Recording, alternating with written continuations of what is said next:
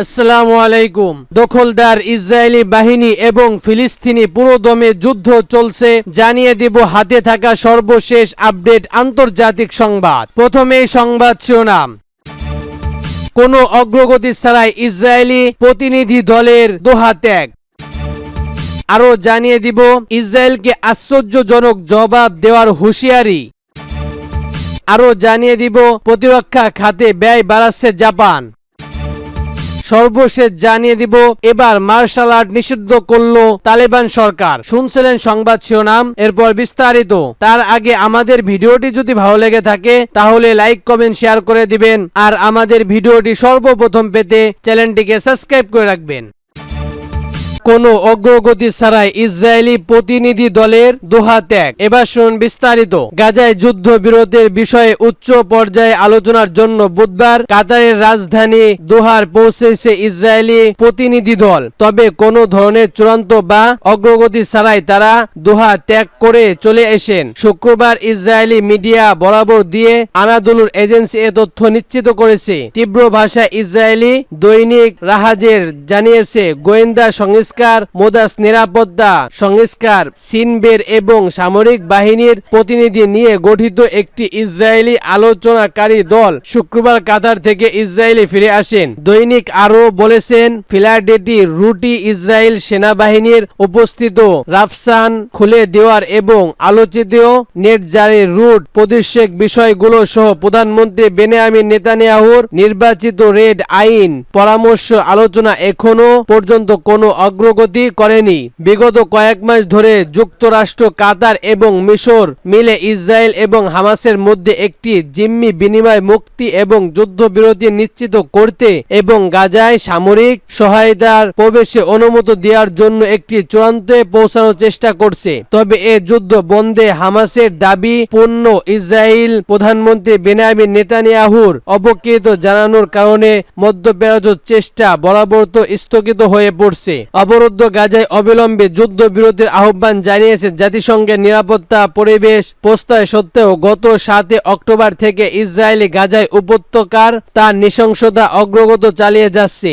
এমনকি গত 19 জুলাই একটি যুদ্ধান্তকারী মর্মরতার ভিত্তিতে আন্তর্জাতিক আদালত ফিলিস্তিনের ভূমিতে ইসরায়েলকে কয়েক দশক দখলকারী বেইমানির ঘোষণা করেছে এবং পশ্চিম তীরে এবং পূর্ব জেরুজালেম সমস্ত বসতি সরিয়ে নেয়ার দাবি জানিয়েছে। তা সত্ত্বেও একের পর এক হামলা চালিয়ে যাচ্ছে ইসরায়েলি বাহিনী। স্থানীয় স্বাস্থ্য কর্তৃপক্ষের মধ্যে ইসরায়েলি হামলা এখন পর্যন্ত 40,602 জন ফিলিস্তিনি নিহত হয়েছে, যাদের বেশিরভাগ নারী ও শিশু। এছাড়া আহত হয়েছে 93,800 জনের বেশি। 20 লাখের বেশি ফিলিস্তিনি বাস্তুচ্যুত হয়েছে। গাজা ইসরায়েলি চলমান অগ্রসরের ও অবরোধের ফলে খাদ্য, বিশুদ্ধ পানি এবং ওষুধের তীব্র সংকট দেখা গেছে, যার ফলে এই অঞ্চল বেশিরভাগ অংশ এখন ধ্বংসপূর্ণ ও মৃত্যুপূর্ণ পরিণত হয়েছে। সূত্র আনাদুলুল এজেন্সি। আরো জানিয়ে দিব ইসরায়েলকে আশ্চর্যজনক জবাব দেওয়ার হুঁশিয়ারি। এবার শুনুন বিস্তারিত। ইসলামী প্রতিরোধ গোষ্ঠীগুলো ইসরায়েলকে উপযুক্ত জবাব দেওয়ার জন্য প্রস্তুতি নিচ্ছে, যা সময়ের পদক্ষেপে আশ্চর্যজনক হয়ে বলে হুঁশিয়ারি দিয়েছেন ইয়েমেনের হুতি আনসারুল্লাহ নেতা আব্দুল মালিক আল হুতি। তিনি বলেন, যুদ্ধব্যাস ইসরায়েল সব ধরনের আন্তর্জাতিক আইন ও বাধা লগ্ন করেছে এবং এর অপরই সরকার কোনো মৌলিক নীতিমালার প্রতি শ্রদ্ধাশীল নয়, তাই ইসরায়েলের সঙ্গে আপোষ করা অসম্ভব। বৃহস্পতিবার রাতে ইয়েমেনের টেলিভিশনে জাতীয় উদ্দেশ্যে দেওয়া এক ভাষণে আল হুতি এই মন্তব্য করেন। তিনি বলেন, ইসরায়েল এমন এক শত্রু যার সঙ্গে কেউ শান্তি স্থাপনা করতে পারবে না, কারণ এটি সব ধরনের বেদ আইন এবং সকল নীতিরীতি ও আইনের একের উপর এক লঙ্ঘন করে যায়। গত 7 অক্টোবর গাজায় উপত্যকার ইসরায়েলি গণহত্যা শুরু হওয়ার পর থেকে লোহিত সাগরে ইসরায়েলগামী জাহাজে হামলা চালিয়ে আসছে হুতি আনসারুল্লাহ। যতদিন গাজা ইহুদিবাসী পাশ বিভাগ চলবে ততদিন এই হামলা বন্ধ করা হবে না বলে জানিয়েছেন হুতি। আব্দুল মালিক আল হুতি বলেন, উত্তর গাজায় বানি সালেমের মসজিদে ঢুকে ইসরায়েল সেনারা পবিত্র কোরআনের পৃষ্ঠা ছিঁড়ে আগুন ধরিয়ে দিয়েছে এবং যে দৃশ্য দৃশ্য ভিডিও করে প্রচার করেছে। তিনি বলেন, এই ভয়ঙ্কর দৃশ্য দেখে যেসব মুসলমানদের টনক নড়েনি তাদের ঈমান মর্মন্তুদ ঘটিত রয়েছে। ইয়েমেনের হুতি বলেন, ইসরায়েল যে পর্যায়ে পাকবিরতি ও নৃশংসতা চালাচ্ছে যা গোটা আন্তর্জাতিক সমাজের জন্য অবমাননা করো। তিনি জেরুজালেম আল কুদুস শহরে মসজিদের প্রধান কিবলা আল আকসা মসজিদের অনুপ্রবেশ করে নিগ্র ইহুদিবাসী অবমাননার প্রচারে তীব্র নিন্দা জানান। সূত্র ইরনা। আরো জানিয়ে দিব, প্রতিরক্ষা খাতে ব্যয় বাড়াচ্ছে জাপান। এবার শুনুন বিস্তারিত।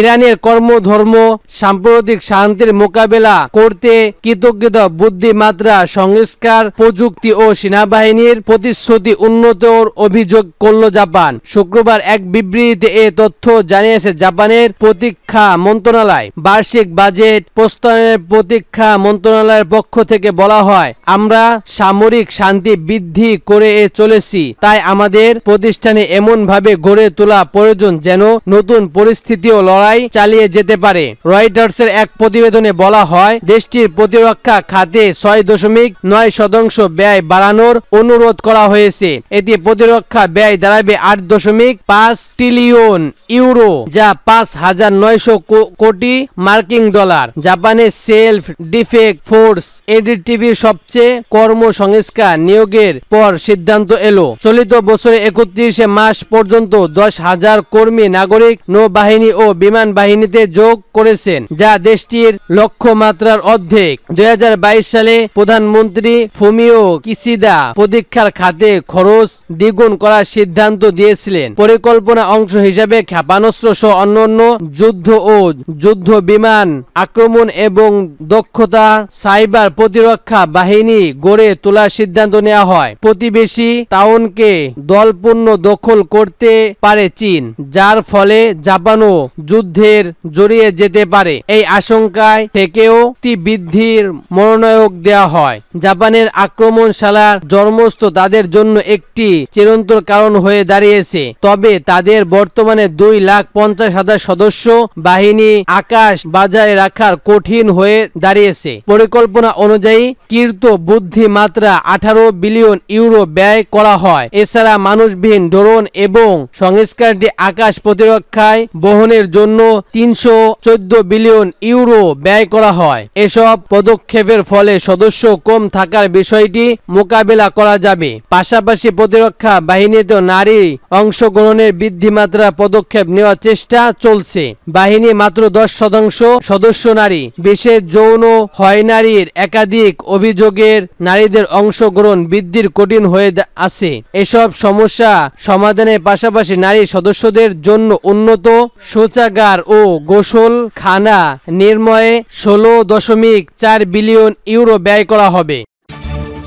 আরো জানিয়ে দিব, এবার মার্শাল আর্ট নিষিদ্ধ করলো তালেবান সরকার। এবার শুন বিস্তারিত। তালেবান সরকার আফগানিস্তানে মিক্সড মার্শাল আর্ট AM নিষিদ্ধ করেছে। দেশটির প্রক্রিয়া কর্তৃপক্ষের একজন কর্মী সংবাদ মাধ্যমে এ কথা বলেছেন। ইসলামী আইনের সঙ্গে অংশগতিপূর্ণ হওয়ার অভিযোগ এই সিদ্ধান্ত নেওয়া হয়েছে। এই কর্মকর্তা স্থানীয় সংবাদ মাধ্যমে টোলো নিউজকে বলেছেন, খেলাটি কেবল ধর্মের সঙ্গে অংশগ্রহণ নয়, এটি যথাযথ নৃশংসতা, এতে মৃত্যুর ঝুঁকি রয়েছে। আফগানিস্তানের নৈতিকতা মন্ত্রণালয়ের অধীনীতি পুলিশ এই আইন পাশ করেছে। ফরাসি বার্তা সংস্কার কপিতে তালেবানের শারীরিক শিক্ষা ও অগ্রগতি অধিদপ্তরের মহাসচিব কার্যালয় থেকে বলা হয়েছে, শরিয়া আর ইসলামী শিক্ষার সঙ্গে এ খেলা সংযুক্তপূর্ণ নয়। এ ধরনের সিদ্ধান্ত নেওয়া হয়েছে।